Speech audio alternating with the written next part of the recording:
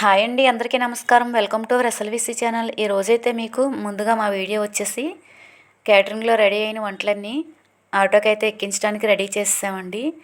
చూసారు కదా, ఈ విధంగా ఆటోలో అయితే సర్దేశాం మొత్తం అన్ని బాక్సుల్లోని గిన్నెలతోటిని. ఇదైతే రెడీగా ఉందండి వెళ్ళటానికి. ఈరోజు వీడియో వచ్చేసి మీకు వంటల వీడియో అయితే చూపించట్లేదండి, ఏమీ అనుకోవద్దు.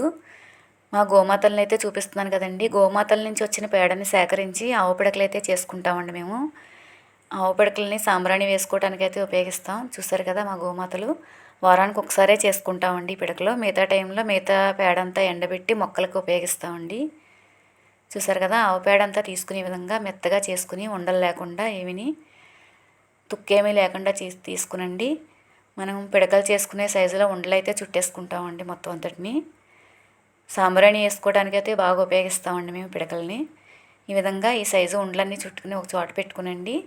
బాగా ఎండున్న ప్రదేశంలో అయితే పిడకల కింద అయితే వేసుకుంటాం.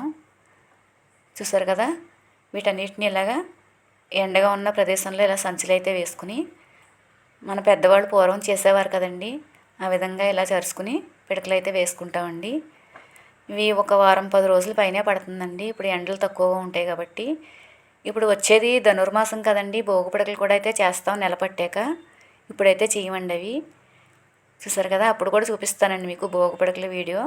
భోగి దండలు తయారు చేసిన తర్వాత ఇవన్నీ ఇలాగా 2-3 రోజులు అయిన తర్వాత వాటిని అయితే మనం మళ్ళీ తిరగేసుకోవాలి కొంచెం ఎండిన తర్వాత.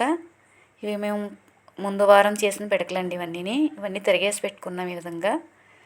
మీకు వారం 10 రోజులు అయితే పడుతున్నాయండి ఇవి. వారానికి ఒకసారే చేసుకుంటాం కదండి, మిగతా టైంలో మొక్కలకైతే వేసేసుకుంటాం ఆవు పేడ. చూసారు కదా మా గోమాతల్ని.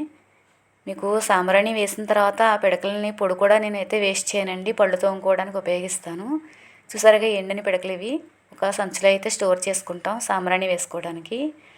రోజు ఉదయం కానీ సాయంత్రం కానీ ఇలాగ కర్పూరం వేసి వెలిగించి బాగా వెలిగిన తర్వాత కొద్దిగా సాంబ్రాణి వేసి ఇల్లంతా ధూపం అయితే వేసుకుంటామండి. ఈ బూడిదనైతే నేనైతే వేస్ట్ చేయనని చెప్పాను కదా, ఆ బూడిదలోకి జల్లించుకుని కొంచెం దాల్చిన చెక్క పొడి, కొంచెం పసుపు, ఉప్పు వేసుకుని మనకి హోమ్మేడ్ పళ్ళపొడిలాగా అయితే రెడీ చేసుకోవచ్చండి. చూసారు కదండి మా వీడియో నచ్చింది అనుకుంటున్నానండి. థ్యాంక్ యూ అండి.